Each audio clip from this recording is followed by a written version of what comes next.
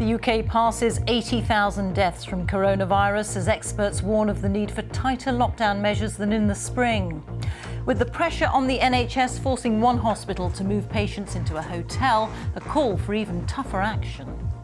If we were to achieve the same result as we got in March, we would have to have a stricter lockdown than then, and it's not stricter, it's actually less strict. It comes as the government launched a new campaign urging people to act as if they have the virus. Also tonight, a passenger plane carrying 62 people is feared to have crashed into the sea shortly after takeoff in Indonesia. President Trump's Democrat opponents say they'll move on Monday to call for his impeachment following his supporters' violent attack on Congress. And not one but two extra-time goals ensure Arsenal are through to the next round of the FA Cup.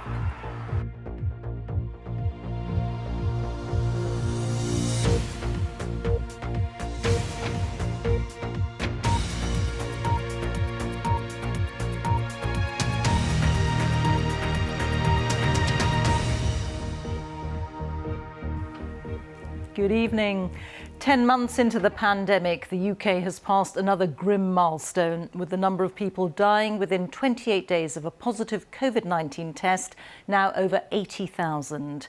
The figure was released as scientists advising the government warned of the need for even stricter lockdown measures than in March, because the new variant of the virus is much more infectious.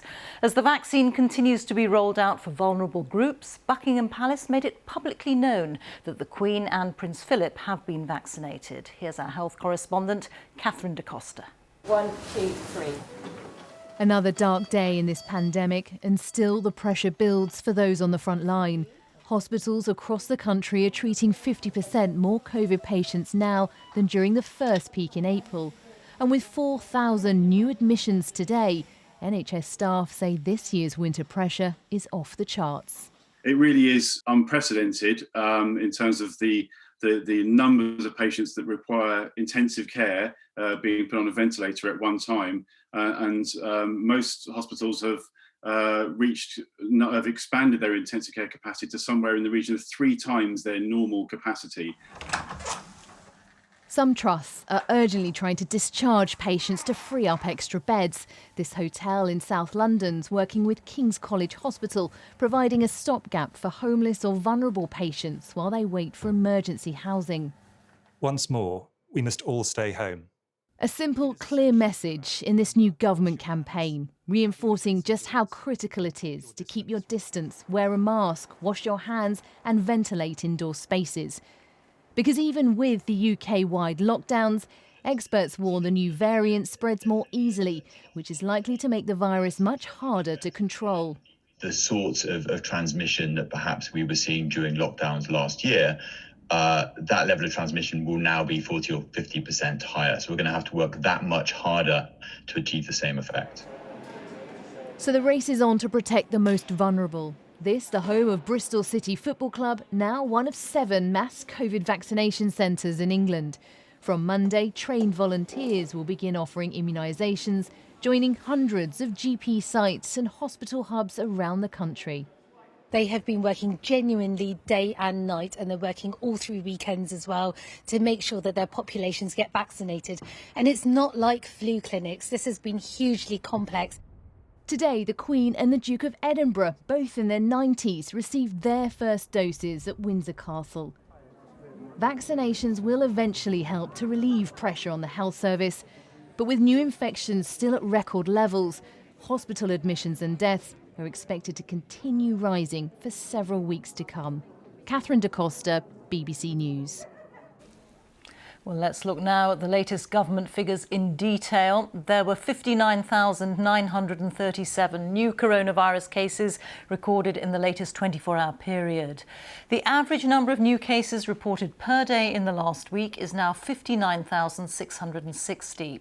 There were on average 29,630 COVID-19 patients in hospital in the last week. And there were 1,035 deaths. That's people who died within 28 days of of a positive COVID-19 test. It means on average in the past week, 894 deaths were announced every day, and it takes the total number of deaths so far across the UK to 80,868. Under the national lockdown, people in England must stay at home and only go out for essential reasons. And there are similar measures in place across most of Scotland, in Wales and in Northern Ireland. But the guidance in England has come under scrutiny as Derbyshire Police said they would review their decision to issue £200 fines to 2 women who drove 5 miles for a walk. John Donnison reports. The pandemic may be yet to peak, but on a beautiful winter's day, London's parks were busy. A stroll and a coffee, as good as entertainment gets for many in these challenging times. But is the government's message to stay home being heard? It does feel very different to the first lockdown, where everything was sort of closed and quiet. So I think in general it feels the vibe is different. I think people are kind of a little bit over it now. I don't know. That's what I feel like. As in, I get the vibe that it's less restrictive. I'm happy with the rules, and I know it's for the better, for the good of the population. I'm not sure what more they could restrict from people's lives realistically. But are even tougher restrictions needed? Some scientists say the vast majority of people are actually sticking to the rules. The problem, they say, is that the lockdown is still too lax. In particular, too many people, they say, are categorised as critical workers, meaning schools and public transport are still busy. In Snowdonia, hikers have been turned away after the authorities closed the car parks. UK government sources say there will be more focus on getting the police to enforce existing lockdown restrictions. But some scientists, including those advising the government, say it's the wrong approach. They're not providing the kind of support that's needed for people to feel that they're able to do the sorts of things that the government is now saying, well, we're going to punish you if you don't do it. So they've got it all the wrong way round. It's really much, much more about support. And in a long winter, with things almost certain to get worse before they get better, people may well need it. John Donnison, BBC News. Political correspondent Ian Watson is here with me. And Ian, Downing Street is going to try to reinforce this stay-at-home message, isn't it, in the coming days? It is, because the Prime Minister certainly thinks, Rita, that the situation is more serious, more stark than it was in the spring during the first lockdown. And we've just heard, of course, more than 80,000 people have died. But also, actually, the number of people who've had a positive COVID test has now exceeded 3 million since the pandemic begun. Now, basically, Downing Street isn't looking to impose more restrictions, despite what some scientists are calling for, but they are worried about compliance. So yes, we are going to go those public campaigns, reinforcing the stay-at-home message, but there is also going to be a tougher line on enforcement. And tonight, the Home Secretary, Priti Patel, said that the police will not hesitate to act against rule breakers. And I'm told what she's actually looking for them to do is to move much more quickly from engaging with the public, from explaining, to actually issuing fines, issuing penalties. But there'll be no new powers for the police. They won't be allowed to, for example, enter people's homes. And there is still some confusion over exactly what you can and can't do. So, for example, government guidance would say that you can travel a short distance if necessary for exercise. But this is not written into law. There's no precise definition in law, and some rank-and-file police officers today have been calling for far more clarity. OK, Ian, many thanks. Our political correspondent Ian Watson there.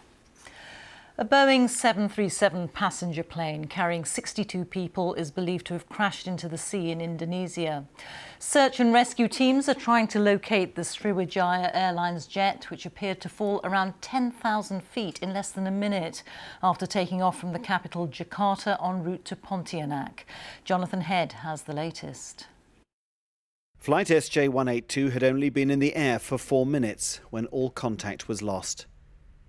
With no emergency calls from the pilots, Indonesian officials are struggling to piece together what might have happened. The flight tracking app Flight Radar monitored the plane making an apparent plunge from 10,000 feet to near sea level before it vanished.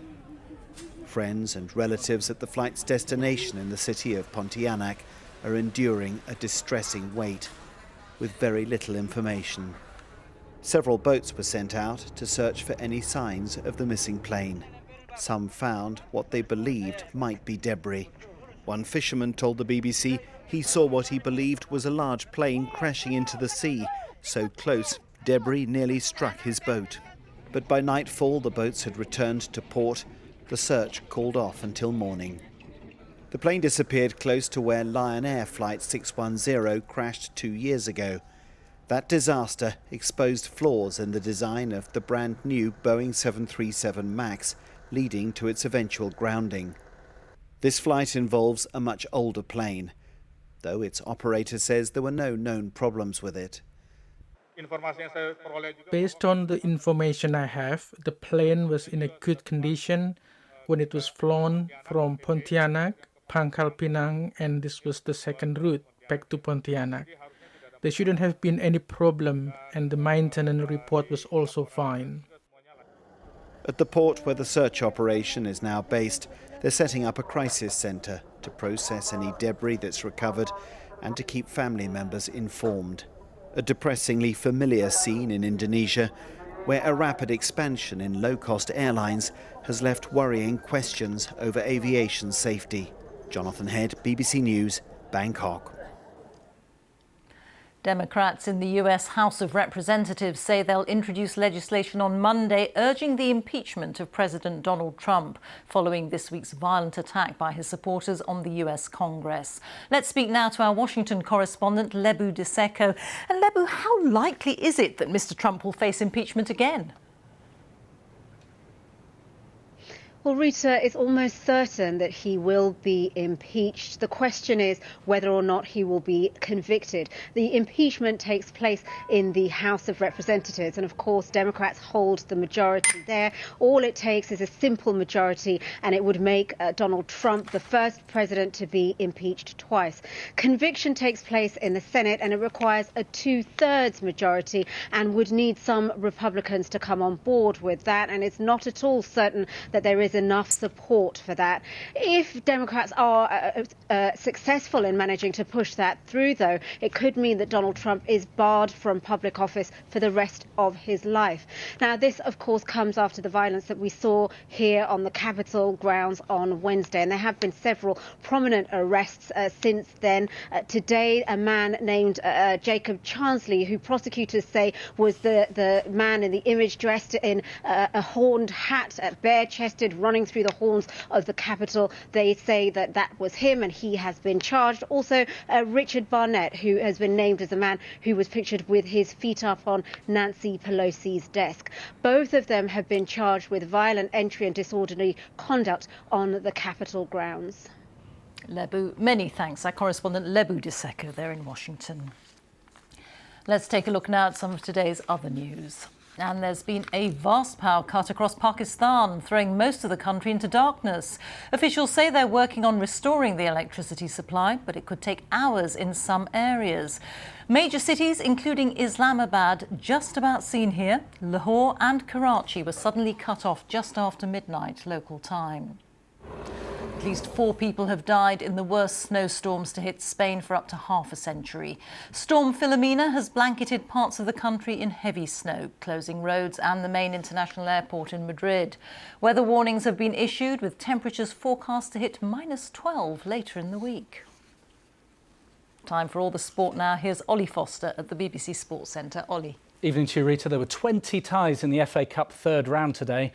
There are a lot of goals coming up on Match of the Day after the news, but here are a few of the key results, if you want them, of course. The only goals in the all-Premier League tie between Arsenal and Newcastle came in extra time, with the Gunners going through, as Joe Curry reports. The Emirates, home to some of Arsenal's finest FA Cup moments in recent years. 14 times they've lifted the trophy. Could Mikel Arteta match last season's success? Well, first he'd have to lead the defending champions past Newcastle, who didn't make it comfortable from the start. Pierre-Emerick Aubameyang got on the end of a quickly taken free kick and tested United keeper Martin Dubravka. He was equal to it, whilst Willian wasted the rebound. Into the dying moments, and Newcastle could have won it. Firstly through Elliot Anderson, and then Andy Carroll. There was still time for Emile Smith-Rowe to see red, only for the card to be overturned after a nervous check of VAR.